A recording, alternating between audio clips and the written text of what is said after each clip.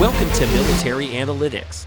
As the Ukrainian armed forces press forward towards Crimea, their initial attack from Kherson sets a decisive tone. Putin broods in the Kherson region, located in southern Ukraine, as conflicts escalate following the all-out assault.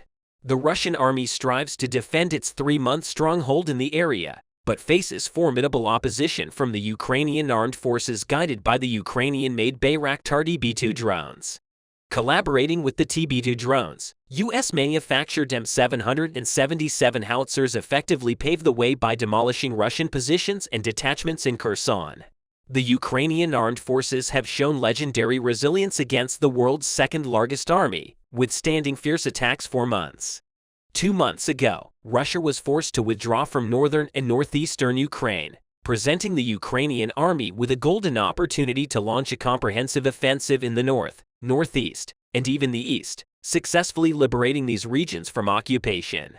With the exception of Odessa, southern Ukraine has fallen under Russian control.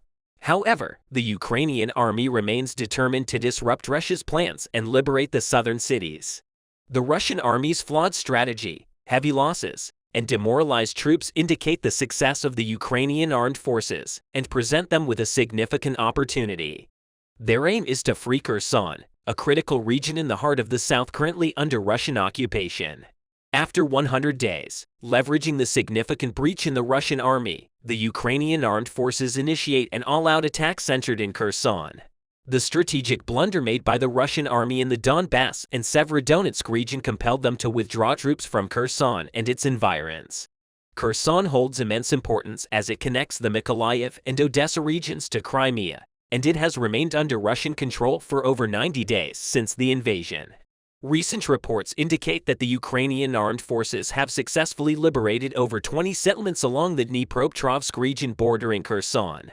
During a nationwide telephone conversation, Hennadiy Lahada, the head of the Kherson Regional Military Administration, announced that more than 20 densely populated areas near the Dnipropetrovsk region have been cleared of Russian forces.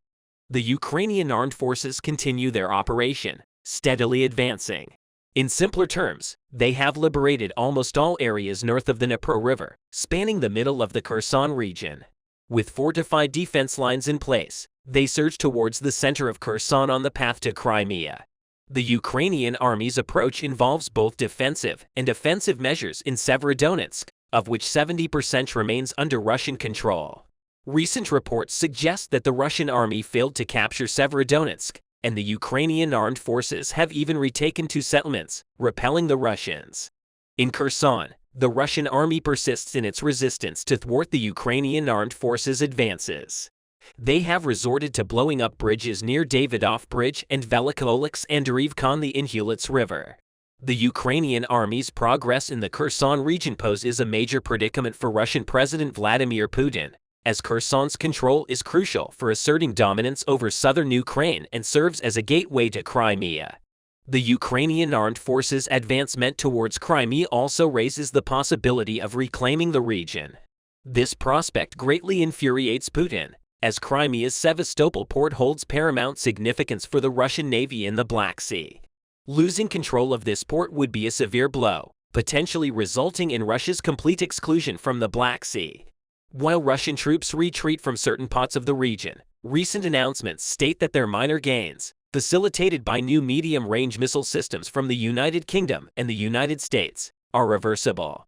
The Ukrainian operation in the Kherson region is spearheaded by the M777 howitzers, along with the Bayraktar TB2 drones supplied by the U.S. The long-range capabilities of the Bayraktar TB2 drones enable them to identify targets from afar, which are subsequently obliterated by the M777 howitzers dispatched by the U.S. since their shipment to Ukraine. The Ukrainian armed forces have begun pursuing the Russian army across various regions, reminiscent of the bridge attack over the Severodonetsk River in the Donbass, where 3 Russian tank battalions were decimated. Artillery brigades of the Ukrainian armed forces, predominantly employing USM 777 howitzers, eliminated the Russian tactical group consisting of 3 tank battalions in the Syeverodonetsk River area within a mere 10 days. This colossal defeat stands as one of Russia's most devastating land losses in history. A similar outcome is anticipated in Kherson, where the long-standing presence of the Russian army renders them vulnerable to howitzer attacks. Kherson is also intersected by the Dnipro and Inhulets rivers. The Ukrainian armed forces exercise caution in reclaiming these areas, patiently awaiting the opportune moment. Conversely, the Russian army, along with Vladimir Putin, cannot afford to lose Kherson, which may result in strategic missteps. In such a scenario, a new legend akin to the siege of Severodonetsk could emerge. Statements from the U.S. indicate that Russian President Vladimir Putin intends to annex Kherson, mirroring the Crimea annexation. Ned Price, the U.S. State Department representative, mentioned during a press conference that Russian forces might seek to annex the separatist Luhansk and Donetsk regions within Kherson Oblast and Donbass. Price suggested that the Kremlin might consider multiple approaches, such as recognizing a self-proclaimed People's Republic akin to Donetsk and Luhansk, or attempting outright annexation, similar to Crimea in 2014. Furthermore, Price hinted at the possibility of holding a fabricated referendum in Kherson to achieve region independence, replicating the strategy employed in Crimea. The likelihood of this scenario appears high, given that over 50% of Ukrainians residing in the Kherson region have already left.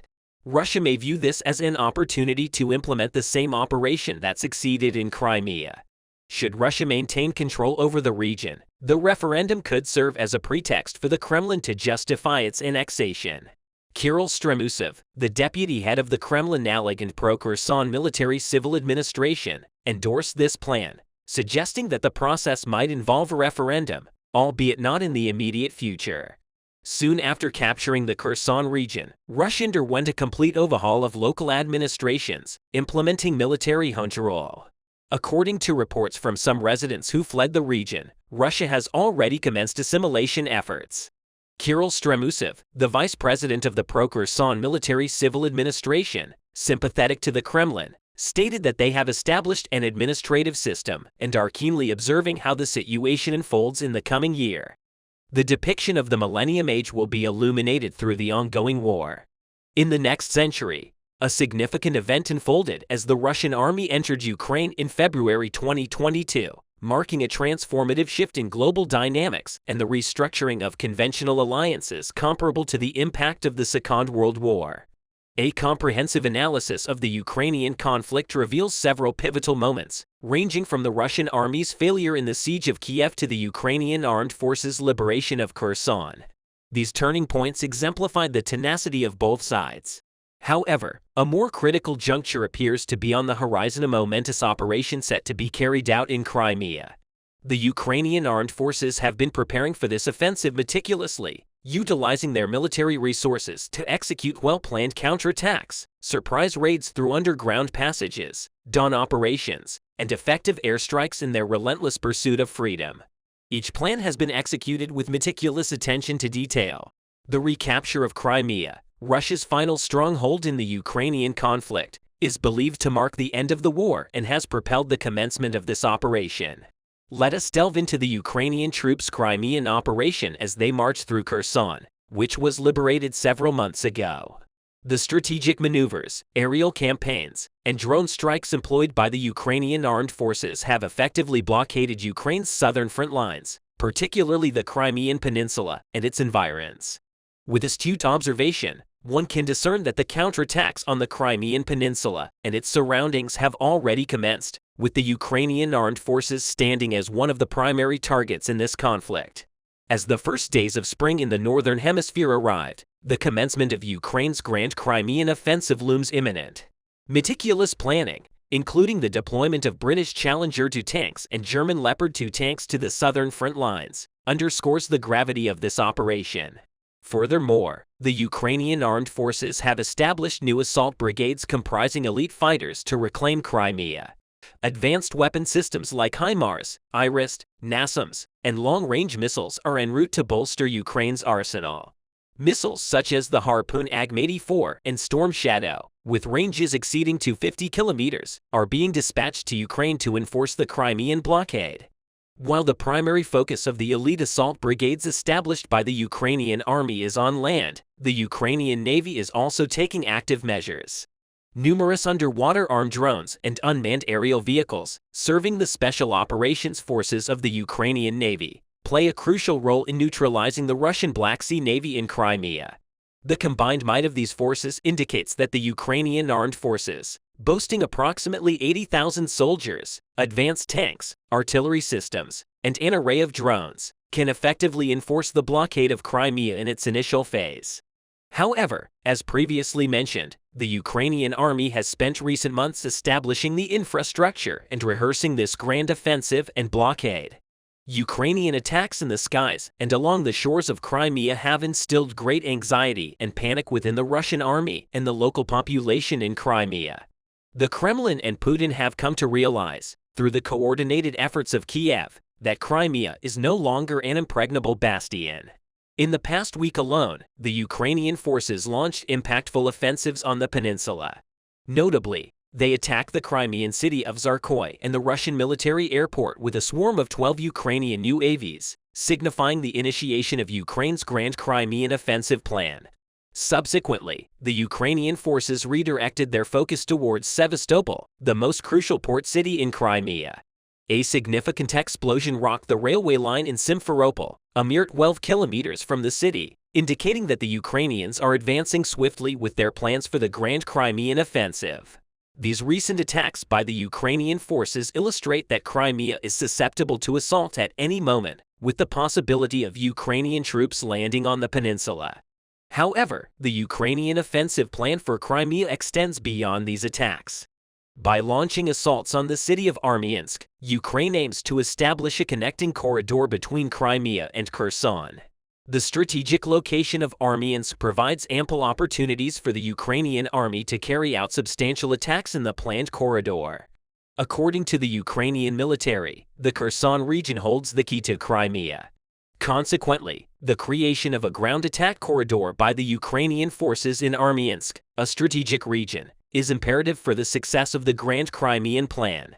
The distance between Crimea and Armyansk spans approximately 120 kilometers, a range within which Ukrainian forces, armed with long-range missile systems like HIMARS and GLSDB, can operate effectively. Thus, a Ukrainian missile could serve as the opening salvo in a resounding offensive on Crimea at any given moment. Moreover, the recent Ukrainian attacks in the Dnipro Islands region, aiming to blockade the Crimean Peninsula, form one of the cornerstones of this plan. Violent clashes between Ukraine and Russia have set the Kinburn Spit ablaze. Ukrainian forces continuously engage in reconnaissance and offensive operations to maintain control over the left bank of the Dnipro River and expel the invading soldiers in the archipelago. The Ukrainian armed forces are determined to seal off the Crimean Peninsula from all sides. The fire of freedom, initially sparked in Kinburn, continues to spread further into the island. The mobilization of the Dnipro River has reinvigorated the Ukrainian forces. Recent tensions reached their zenith when Ukrainian forces destroyed a Grad multiple rocket launch system in the Kinburn region, igniting the Kinburn Spit. Following the attack on the left bank of the Dnipro River, the Ukrainian forces proceeded to destroy the missile launcher of an S-300 anti-aircraft system. Undeterred, the Ukrainian armed forces persistently advanced, spreading the flames of independence from Kinburn to Nova. In the Novo-Kakhovka region, Ukrainian forces destroyed a Russian ammunition depot, 2 reconnaissance drones, 2 mortar boats intended for Russian military groups, an artillery radar system, a 120mm squared mortar, and several military trucks belonging to the Russian army. The Russians find themselves thoroughly cornered in this region as well. The Ukrainian army's Grand Crimean Offensive Plan continues to unfold seamlessly. The series of attacks on Crimea, which have sent shockwaves through the Kremlin, leaving Russian leader Vladimir Putin utterly helpless, have transpired within a remarkably short span of time. The ongoing assaults on Crimea perpetually keep the Russian administration, officials, and Crimean residents on high alert. Presently, Russian air defense systems struggle to fulfill their duty, compounded by the problems arising from the return of the S-300 defense systems to their manufacturers.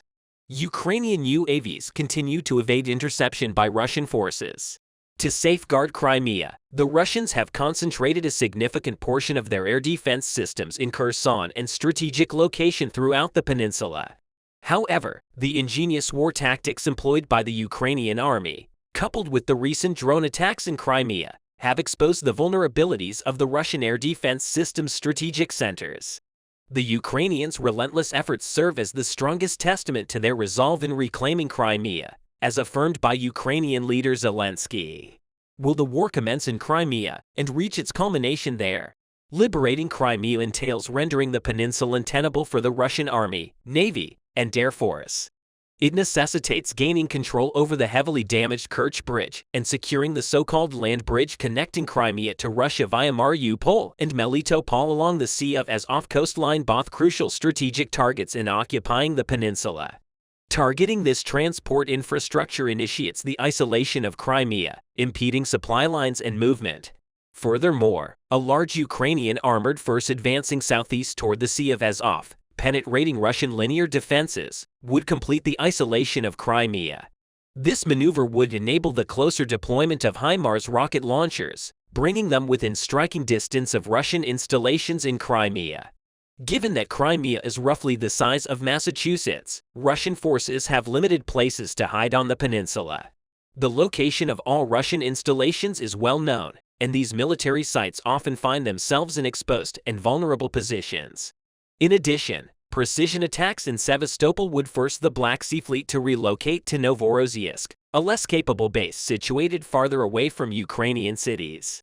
The air base in Saki on the west coast of Crimea must be rendered completely unusable, while the logistics center in Xi'an, Koi, in the north of Crimea, must become a target of massive offensive fire. These developments will become increasingly evident in the days to come.